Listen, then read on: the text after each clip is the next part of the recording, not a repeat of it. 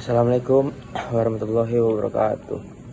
Perkenalkan, nama saya Yuzali Kira. Saya berasal dari kelompok 1. Saya di sini sebagai pemateri 1 yang ingin menjelaskan tentang jurnal penyesuaian. Yang pertama ialah tentang pengertian jurnal penyesuaian. Jurnal penyesuaian adalah jurnal yang dibuat pada akhir periode akuntansi untuk menyesuaikan saldo akun agar mencerminkan kondisi yang sebenarnya. Tujuan utama jurnal penyesuaian ini untuk menyocokkan pendapatan dan beban dengan periode terjadinya atau matching principle, untuk memperbarui nilai aset dan kewajiban, atau misal penyusutan, piutang, tata tagih, mencatat transaksi yang terlewat atau beban atau prepaid yang belum dibukukan. Tujuan jurnal penyesuaian ialah menyesuaikan saldo agar sesuai dengan kondisi sebenarnya. Misalnya beban yang terjadi tapi belum dicatat, atau pendapatan yang sudah diperoleh tapi belum masuk buku. Mencocokkan pendapatan dan beban pada periode yang tepat atau matching concept agar laporan laba rugi menunjukkan hasil yang akurat untuk periode tersebut. Mencatat transaksi yang belum tercatat karena alasan waktu. Contoh, beban dibayar di muka, pendapatan terima di muka, penyusutan aset. Menyajikan laporan keuangan yang wajar dan sesuai standar akuntansi. Dengan jurnal penyesuaian, laporan neraca dan laba rugi menjadi lengkap dan tidak menyesatkan. Menghitung saldo akhir yang benar untuk dipindahkan ke neraca saldo setelah penyesuaian neraca saldo yang telah disesuaikan digunakan untuk menyusun laporan keuangan. Terima kasih. Nah, banyak lagi sebenarnya materi, cuman dibahas di presentasi. Sekian, terima kasih. Assalamualaikum warahmatullahi wabarakatuh. Perkenalkan, nama saya Kayla Javita. Saya dari kelompok 1 dan saya ingin menjelaskan tentang jurnal penyesuaian. Jurnal penyesuaian adalah jurnal yang dibuat di akhir periode, misalnya di akhir bulan, untuk menyamakan catatan perusahaan dengan kondisi yang sebenarnya. Kenapa perlu disesuaikan? Karena beberapa akun berubah nilainya selama bulan berjalan. Tujuan utama jurnal penyesuaian untuk mencocokkan pendapatan dengan beban, memperbarui nilai aset dan kewajiban, mencatat transaksi yang terlewat. Dan fungsi utama dari jurnal penyesuaian itu ada 5. Yang pertama, menyesuaikan saldo akun dengan keadaan nyata. Yang kedua, mencatat pendapatan dan beban pada periode yang tepat. Yang ketiga, menentukan saldo akhir akun real dengan nominal yang benar. Yang keempat, mempersiapkan laporan keuangan yang akurat. Yang kelima, menunjukkan kondisi keuangan sebenarnya pada akhir periode. Jadi ini contoh jurnal penyesuaiannya. Ini informasi penyesuaiannya. Jadi langkah yang pertama itu tentukan jurnal penyesuaian. Yang pertama itu perlengkapan. Beban perlengkapan sama dengan perlengkapan awal dikurang perlengkapan tersisa. Jadi 2 juta dikurang 500.000 sama dengan 1.500.000. Beban perlengkapan di debit, perlengkapan kantor di kredit. Yang kedua, sewa dibayar di muka. Sewa yang digunakan 1 juta. Beban sewa di debit 1 juta. Sewa dibayar di muka, kredit 1 juta. Yang ketiga, penyusutan peralatan. Penyusutan bulan Oktober sama dengan 500.000. Beban penyusutan di debit 500.000, akumulasi penyusutan di kredit 500.000. Yang keempat itu ada gaji yang masih harus dibayar. Gaji yang harus dibayar sama dengan 1 juta. Beban gaji di debit 1 juta dan utang gaji di kredit 1 juta. Yang kelima, pendapatan diterima di muka. 50% sudah dihasilkan. 1.500.000 dikali 50% sama dengan 750.000. Pendapatan diterima di muka debit 750 dan pendapatan di kredit 750.000. Jadi ini neraca saldo sesudah penyesuaian. Terlihat berbeda antara total neraca saldo sesudah penyesuaian 40 juta dan sebelumnya 38.500.000. Dan langkah kedua, posting neraca saldo setelah penyesuaian. Perlengkapan tersisa, totalnya 500.000. Sewa dibayar di muka 4 juta dikurang 1 juta sama dengan 3 juta. Akumulasi penyusutan 1 juta ditambah 5 juta sama dengan 1.500.000. Beban gaji 2 juta tambah 1 juta sama dengan 3 juta. Pendapatan 750.000. Pendapatan diterima di muka 1.500.000 dikurang 750. Assalamualaikum warahmatullahi wabarakatuh. Perkenalkan, nama saya Asila Ulaya dari kelompok 1. Di sini saya akan menjelaskan tentang akun-akun yang harus disesuaikan dalam jurnal penyesuaian. Akun-akun yang disesuaikan biasanya adalah akun-akun yang saldo akhirnya belum menunjukkan keadaan sebenarnya pada akhir periode akuntansi. Nah, tujuan dari menyesuaikan akun-akun ini adalah yang pertama, mencatat dan mengakui pendapatan yang telah diperoleh selama periode berjalan. Yang kedua, mencatat dan mengakui semua beban yang telah digunakan. Yang ketiga, menyajikan saldo akun real yang akurat. Nah, ada beberapa akun-akun yang harus disesuaikan. Yang pertama, beban dibayar di muka. Yang kedua, pendapatan diterima di muka. Yang ketiga, beban yang masih harus dibayar. Yang keempat, pendapatan yang masih harus diterima. Yang kelima, penyusutan. Yang keenam, perlengkapan. Yang ketujuh, piutang tak tertagih. Nah, di sini saya akan menjelaskan satu contoh dari akun yang disesuaikan. Saya akan menjelaskan tentang akun beban dibayar di muka dengan metode pencatatan awal sebagai aset atau pendekatan neraca. Contoh kasusnya, pada tanggal 1 Oktober 2024, perusahaan membayar premi asuransi untuk 1 tahun sebesar 1.200.000. Jurnal umum saat pembayaran 1 Oktober 2024 adalah asuransi dibayar di muka, di debit 1.200.000, kas di kredit 1.200.000. Periode yang telah terpakai itu 3 bulan, dari mulai Oktober sampai Desember. Berarti perhitungan beban asuransinya, jumlah bulan terpakai dibagi total bulan dikali nilai awal. Beban sama dengan 3 itu jumlah bulan terpakai dibagi total bulannya 12 dikali 1.200.000 sama dengan 300.000.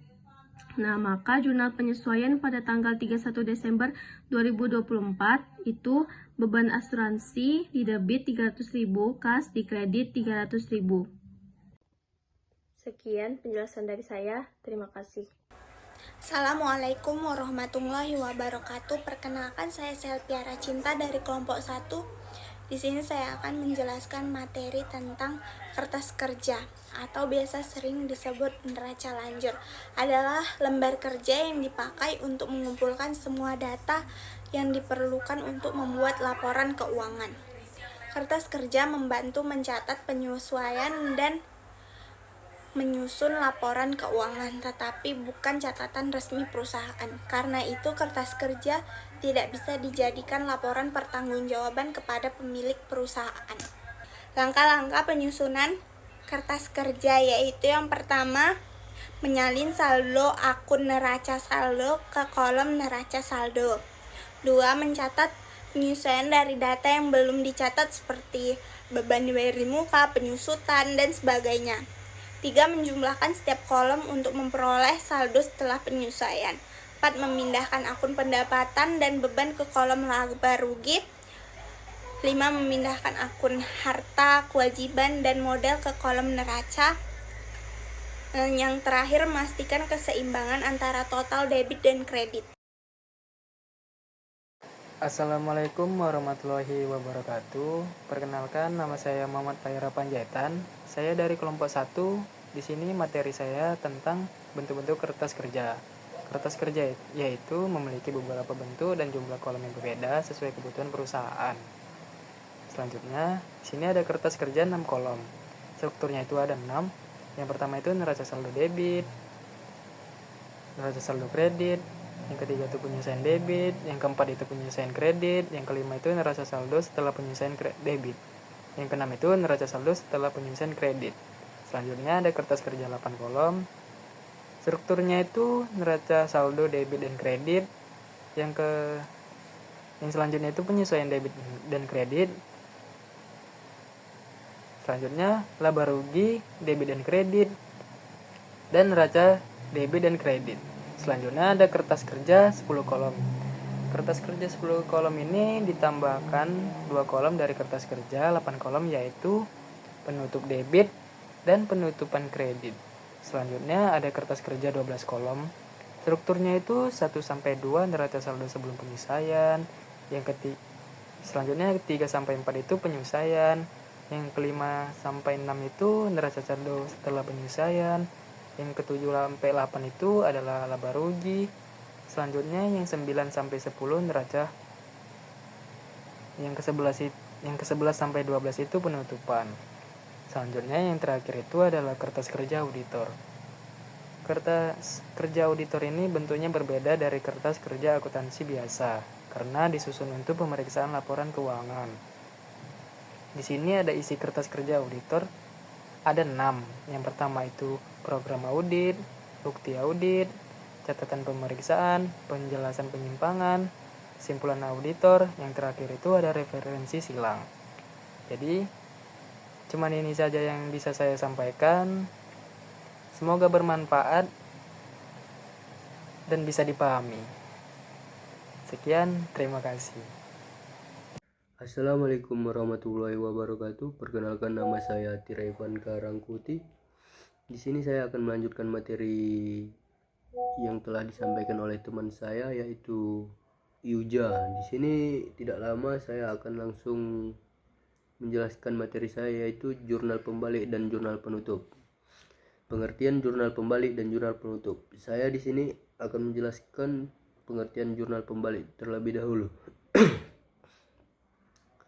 Jurnal pembalik adalah jurnal yang dibuat pada awal periode akuntansi, bertujuan membalik atau meniadakan efek jurnal penyesuaian periode sebelumnya, menyederhanakan pencatatan transaksi agar tidak terjadi kesalahan,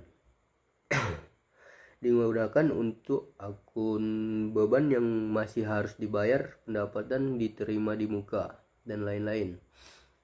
Itulah pengertian jurnal pembalik. Ya, kita masuk ke jurnal penutup. Jurnal penutup merupakan jurnal yang disusun pada akhir periode akuntansi, bertujuan menutup akun sementara atau nominal seperti pendapatan, beban, dan free, mengembalikan saldo akun-akun tersebut menjadi nol. Ya, di sini saya lanjut materi saya. Tujuan jurnal pembalik dan jurnal penutup. Tujuan jurnal pembalik yaitu mempermudah mencatat transaksi pada awal periode, menghindari terjadinya pencatatan gunda atau double, menyederhanakan pengakuan beban dan pendapatan, memastikan akun-akun sementara kembali ke posisi nominal. Itulah tujuan jurnal pembalik. Ya, masuk kita ke tujuan jurnal penutup. Jurnal penutup merupakan menutup saldo akun pendapatan, beban, dan PRIP agar kembali nol. Memindahkan laba atau rugi periode berjalan ke akun modal, menyusun laporan keuangan agar mencerminkan kondisi keuangan akhir periode, menyiapkan akun-akun untuk siklus akuntansi periode berikutnya.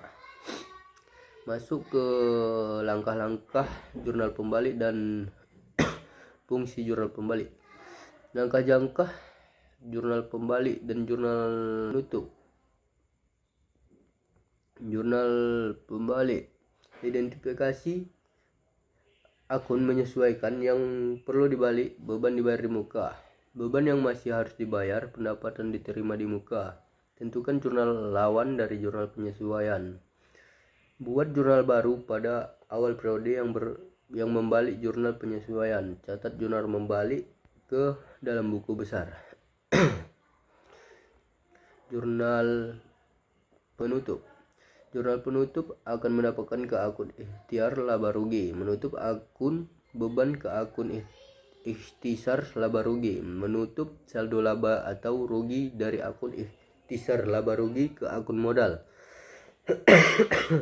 Menutup akun PRIF ke akun modal, memastikan seluruh akun nominal menunjukkan saldo nol.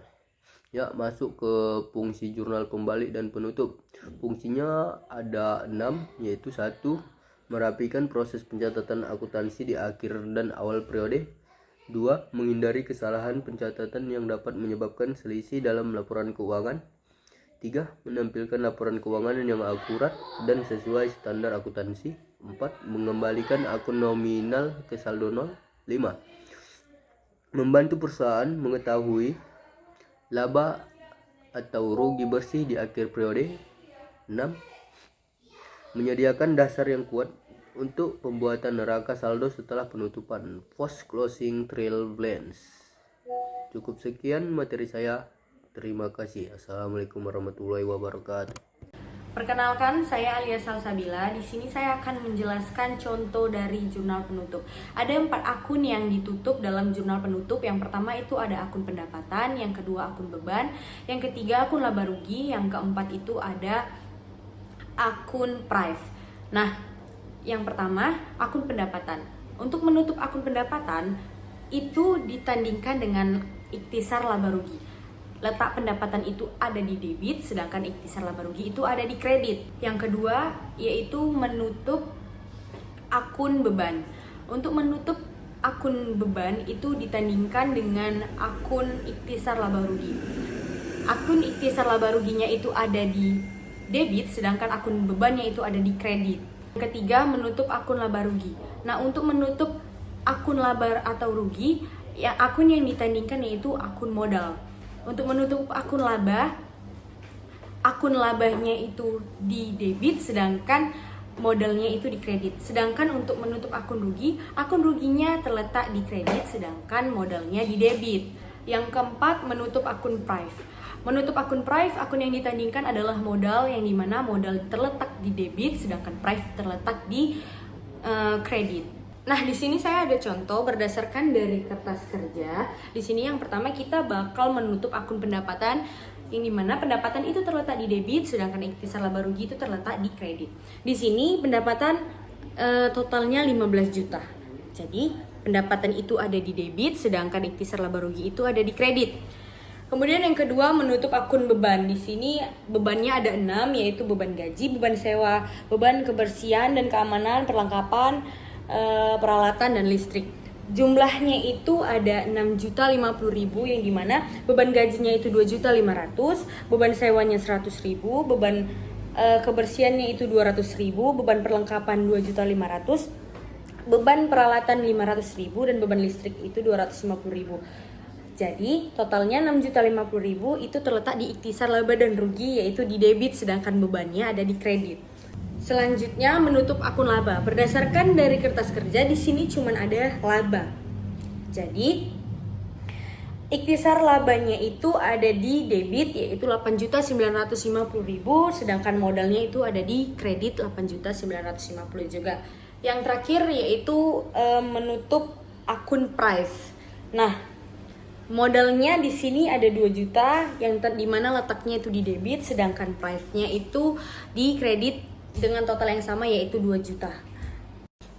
Assalamualaikum warahmatullahi wabarakatuh. Perkenalkan, nama saya Dunil Faksani dengan NPM 2505160124. Saya di sini ingin menjelaskan materi saya mengenai contoh jurnal pembalik. Saya ingin menjelaskan contoh jurnal pembalik dari perusahaan CV Cemerlang. Pada tanggal 31 Desember 2025, perusahaan Cemerlang memiliki beban gaji sebesar 6 juta yang sudah menjadi kewajiban, tetapi belum dibayarkan karena itu dibuat jurnal penyesuaian, yaitu beban gaji di debit sebesar 6 juta dan utang gajinya di kredit sebesar 6 juta juga. Kemudian di awal periode berikutnya dibuat pada tanggal 1 Januari 2026, dibuat jurnal pembalik dengan cara membalikkan jurnal. Utang gaji di debit dan beban gaji di kredit masing-masing 6 juta rupiah. Selanjutnya, saat gaji benar-benar dibayar pada 10 Januari 2026, pencatatan dilakukan secara normal, yaitu beban gaji di debit dan kas di kredit sebesar 6 juta. Tujuannya dibuat jurnal pembalik adalah agar pencatatan transaksi di periode baru menjadi lebih sederhana dan untuk mencegah terjadinya pencatatan beban gaji 2 kali. Nah, dari sini kita tahu bagaimana jurnal pembalik dibuat.